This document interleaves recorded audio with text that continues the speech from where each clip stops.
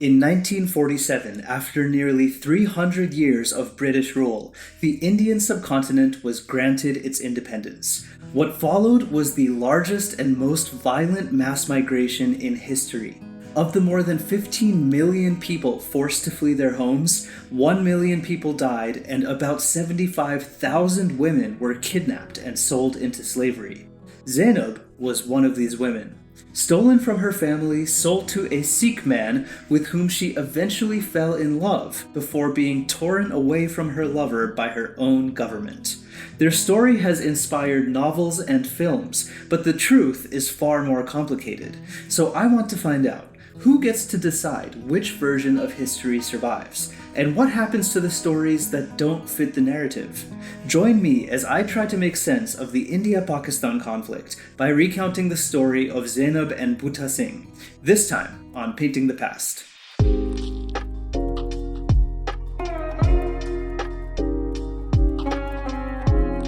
So this story is personal to me. My own grandparents were victims of the partition, and as a kid, my grandfather would occasionally open up about his experiences. So as I started looking for reference images, this one popped out to me for its intensely emotional feeling. So I want to talk through some of the elements of this image that popped out to me and how I'll go about painting it. This, by the way, is a photo of a refugee camp in Pakistan around 1947.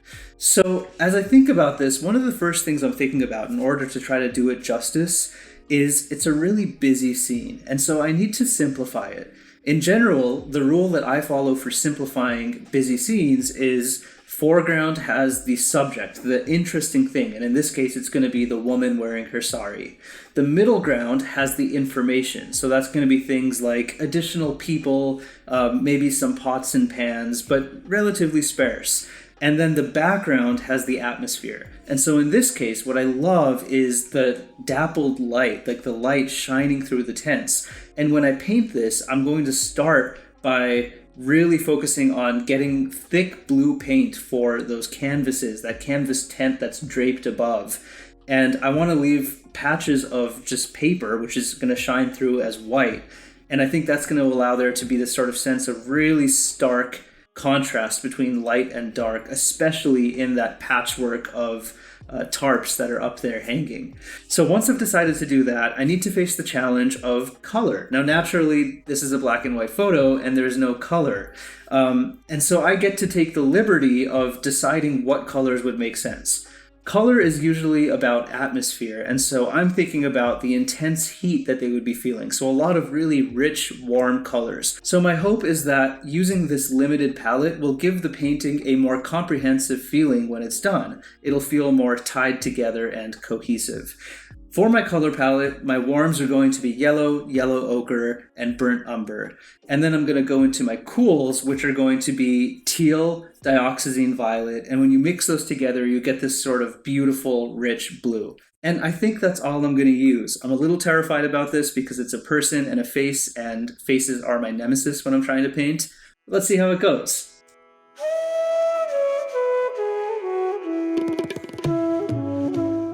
The first Islamic conquests in India began in the 11th century when Mahmud of Ghazni from what's now Afghanistan invaded Lahore. By the early 14th century, Muslim-ruled sultanates stretched across the subcontinent, from Bengal in the east to Gujarat in the west and as far south as Madurai near the tip of the Indian peninsula.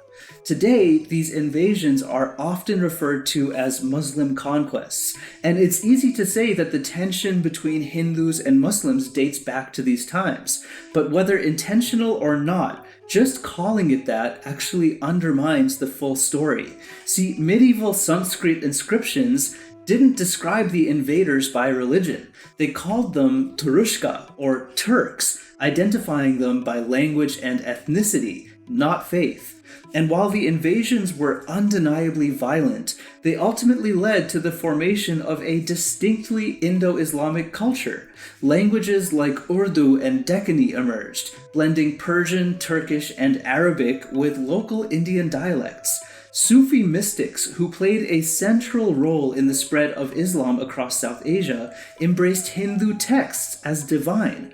The third Mughal emperor, Akbar, married Jodhabai, a Hindu princess who helped shape his religious tolerance and inclusive policies. And even before that, South Indian texts had described the Muslim Sultan of Delhi as an avatar of Vishnu, the Hindu god. So my point is, for a long time, people in the Indian subcontinent organized their identity around community and caste before religion.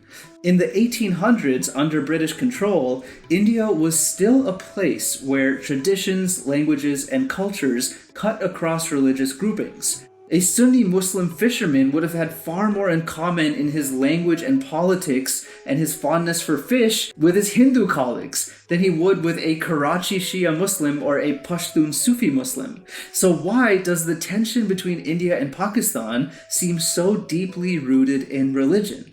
Well, many historians lay the blame on partition, the rushed and brutal division of British India by the British. But just like we'll find out with Zainab and Bhuta Singh's story, the truth is far more complex. So it's clear that an early source of this division was when the British began tying political representation to religion. In 1909, the British government introduced separate electorates, which meant that Muslims could only vote for Muslim candidates and Hindus could only vote for Hindu candidates. So on paper, this was meant to ensure fair representation for minorities. But in practice, it entrenched religious identity as the primary political identity instead of community or caste.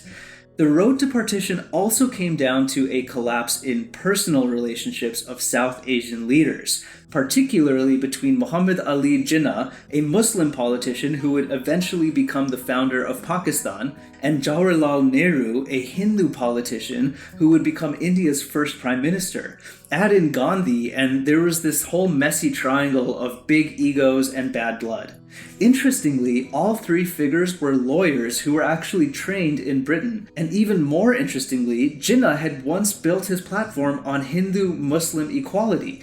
But in the late 1930s, he felt sidelined by Gandhi and Nehru's dominance in Indian politics. Gandhi's spiritual approach to politics, the way he constantly invoked Hindu symbols and idioms, frustrated Jinnah, who believed religion should be kept out of politics. Over time, Jinnah, who had once insisted religion had no place in politics, became the leader of the political party, the Muslim League, and began advocating for the idea of a separate homeland for Muslims. In Indian national narratives, Jinnah is often cast as an uncooperative Muslim extremist.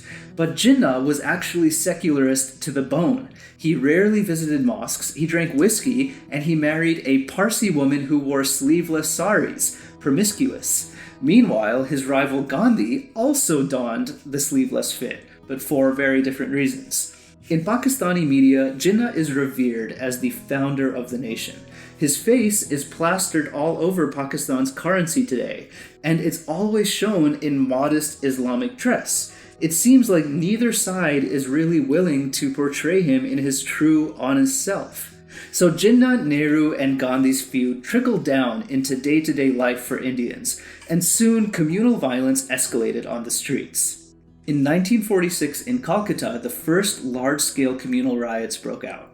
Muslim and Hindu mobs clashed for days. Over 5,000 people were killed, and these riots triggered a chain reaction of communal violence across the subcontinent. Bihar, Rawalpindi, Lahore, Amritsar, an undertow of fear and paranoia began to bubble up. As violence spread, Hindus and Muslims began fleeing mixed neighborhoods, moving into segregated ghettos for their own safety. This physical separation made coexistence more difficult, and it increased the sense of inevitable conflict. Political leaders on both sides began to accept that partition might be the only way to prevent civil war. The British Prime Minister Clement Attlee, exhausted, bankrupt from World War II, and eager to leave, announced that British rule in India would end no later than June 1948. And in a small village in the northern region of Punjab, a young girl named Zainab would have her life turned upside down due to this very decision.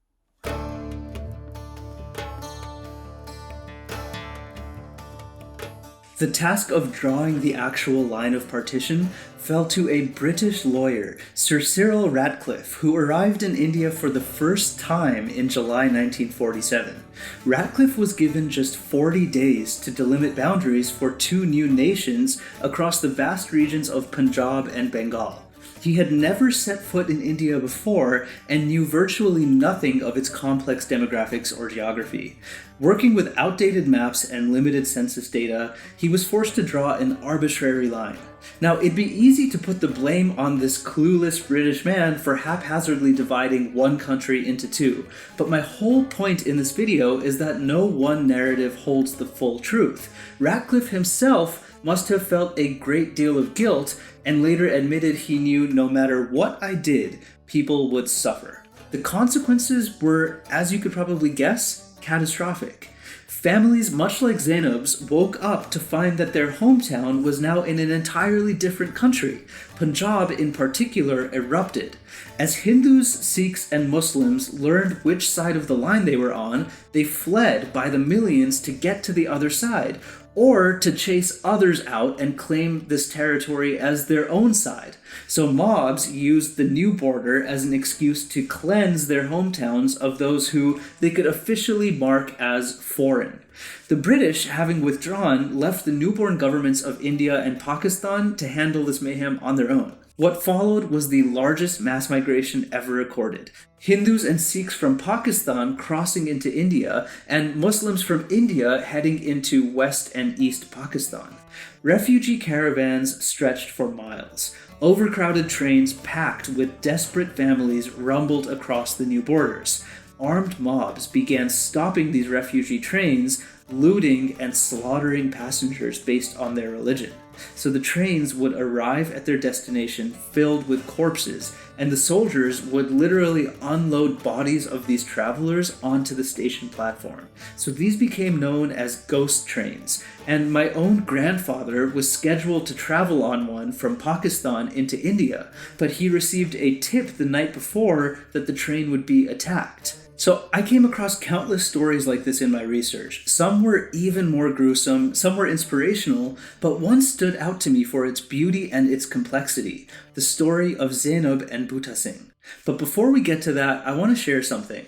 One of the most difficult parts of making these episodes is having to paraphrase, or cut entirely, the stories, historical oddities, and the first-hand accounts that I come across when I'm researching.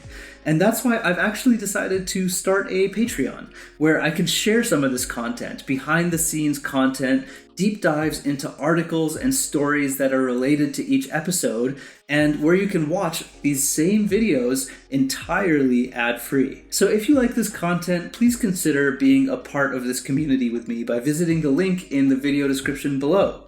And now, to Zainab and Bhuta Singh's love story.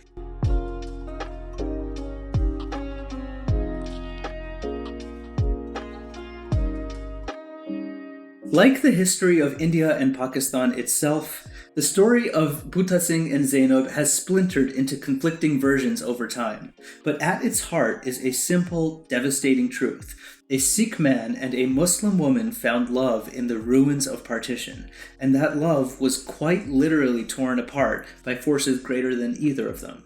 So the story goes like this. In the wake of Sir Ratcliffe laying down his line and tearing the Indian subcontinent into two pieces, Zainab's family, who were Muslim, were fleeing from Punjab to Pakistan in a caravan of refugees. Along the way, she was abducted by a mob of Hindu and Sikhs and became one of the tens of thousands of women kidnapped amidst the rioting. So Zainab suffered atrocities at the hands of her captors, and eventually she was sold to Bhuta Singh, a Sikh veteran from rural Punjab. Now we don't know the exact circumstances, whether Bhuta Singh himself was part of a mob and simply took the opportunity to buy a young woman to be trafficked, or if she was brought to him, but by the accounts, Zainab arrived in Bhuta Singh's possession as a purchased bride. Now, the author who first published this story in this book conducted first-hand interviews with people who knew them to record the oral history of their relationship. And by all accounts, a genuine relationship grew between them. And it led to this Sikh man and this Muslim woman marrying. So they went on to have 2 daughters together. For a brief moment, their personal world defied the logic of partition. A Sikh and a Muslim building a family, an oasis amidst a storm of religious warfare. But their peace didn't last long. In late 1947, the governments of India and Pakistan struck a pact to restore abducted women to their original families. An emergency law was issued. Any woman who had entered into a relationship with a man of another community after March 1st, 1947, was legally deemed an abducted person, regardless of her current situation.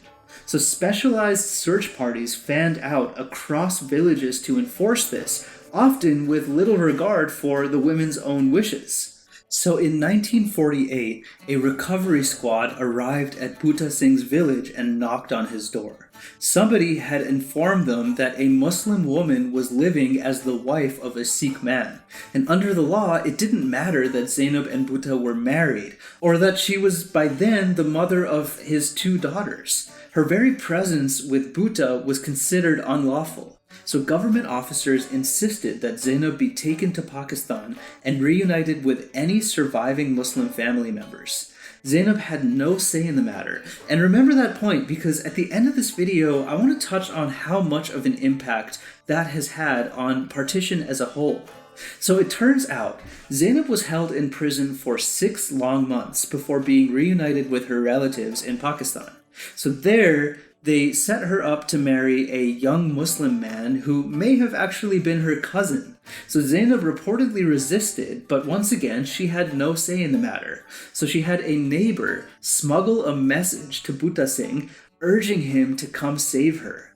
So upon receiving the message, Bhuta Singh made a fateful decision. He sold his land in India to raise money, and he resolved to go to Pakistan to find Zainab.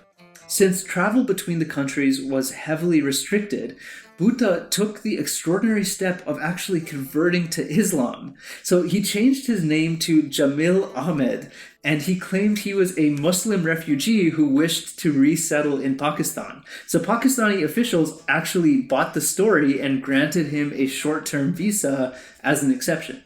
But the odds were against a happy ending. So by the time Bhuta Singh had reached Zainab's village in West Punjab, Zainab had already been married off to that young man who was, again, maybe her cousin. Conspicuously, Zainab's voice is missing in this whole story, so we don't know how she felt. It's possible she thought that Bhuta would just never truly come for her. Or maybe she felt pressured into the marriage and she had no choice. That was probably the case. In any case, in a last attempt to reclaim his love, Bhuta actually went to the police. He revealed his identity and his love for her, and not surprisingly, he was immediately arrested for entering Pakistan illegally, and then he was dragged over to a local court. So the magistrate summoned Zainab to testify. This was the chance for Zainab to speak the truth so that they might actually end up together. But when asked, Zainab did not acknowledge him as her husband, stating, "I am a married woman. Now I have nothing to do with this man." Those words fell like a death sentence on Bhuta's hopes. Because Zainab's own account is missing in all of this, we don't know what forces pressured her to say that. According to one account, her new husband was standing right beside her as she testified. So perhaps, because of the magnitude of partition, she saw no viable future with Bhuta and thought it's just not worth fighting this fight. Ultimately, the courts rejected Bhuta Singh's plea. Zainab was to remain in Pakistan with her new husband, and Bhuta Singh, or Jamil Ahmed, was a nobody. That night, a deflated and heartbroken Bhuta Singh walked to the railway tracks in the city of Lahore, and in front of an oncoming train, he ended his life. Thus ended the tragic story of Bhuta Singh and Zainab.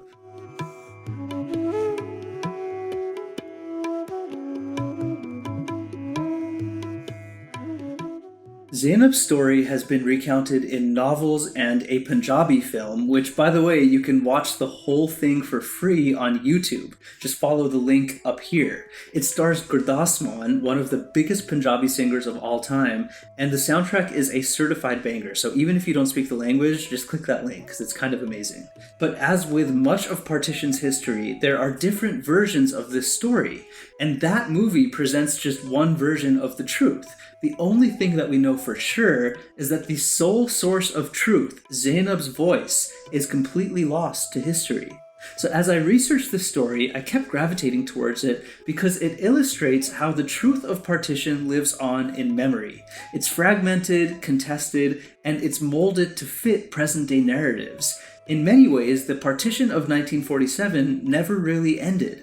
How the details are remembered or emphasized can change depending on who is telling the tale. And this phenomenon, the politics of memory, is widespread. In India, popular narratives of partition in Bollywood illustrate the savagery of Muslim mobs while downplaying atrocities committed by Hindus and Sikhs. Meanwhile, in Pakistan, official history emphasizes the idea that Muslims needed a separate nation for their own identity and their own safety, highlighting Muslim suffering and portraying Hindus and Sikhs as aggressors who just couldn't tolerate Muslims as their neighbors. Each side continues to nurture their own victimhood narrative, and this just fuels nationalist sentiment and justifies military use. And this has been going on for almost 80 years now. This is a photo of a mob in 1947. And this video was posted on Reddit 2 days ago in 2025. That's a bakery in India named after a city in Pakistan. They're attacking a bakery because it's named after a city that's in Pakistan. Also, does that bakery sell sandwiches, Chinese food, burgers, and pizza? And yet, there are also efforts to uncover the truth that brings India and Pakistan together. 70 plus years later, as the generation that witnessed partition ages, initiatives have sprung up to record their stories. In the city of Amritsar in India, a partition museum opened to document the personal histories of 1947.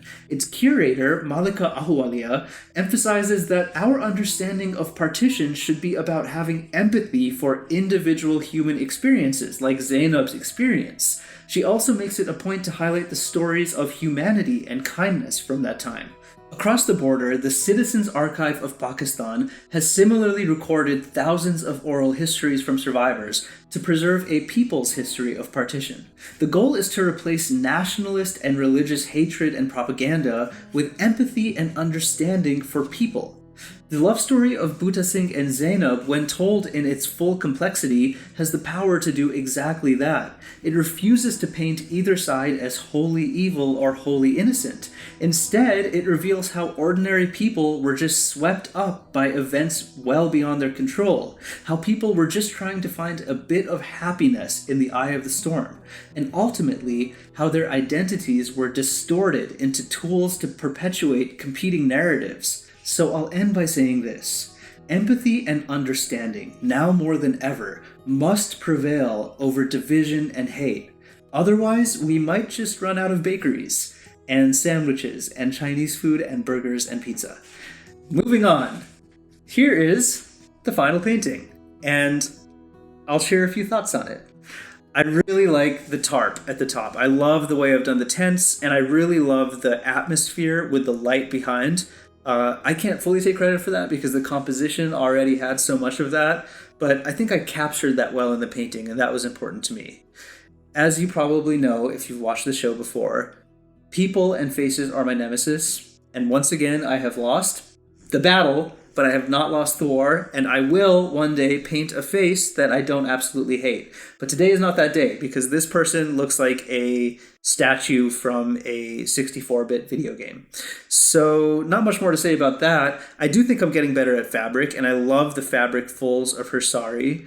I also love the pop of her bracelet, which you probably can't see if it's not zoomed in, but it matches her bindi, which I think is a cool little touch. Thank you very much. I'm just trying to take what I can because honestly, for the most part, this painting to me is not a winner, and I'm disappointed because it's a really emotional subject. But capturing emotion in a painting is the most difficult thing to do. Like everything, I'm learning that painting just takes time and practice, and it takes being in the right headspace. And so I've decided that for the next 30 days, I am going to paint a face every single day. And the next Painting the Past episode, I'm going to include a face. I'm going to paint a face. And it's going to be better than this one. That's my vow. Thank you for watching, and I will see you next time on Painting the Past.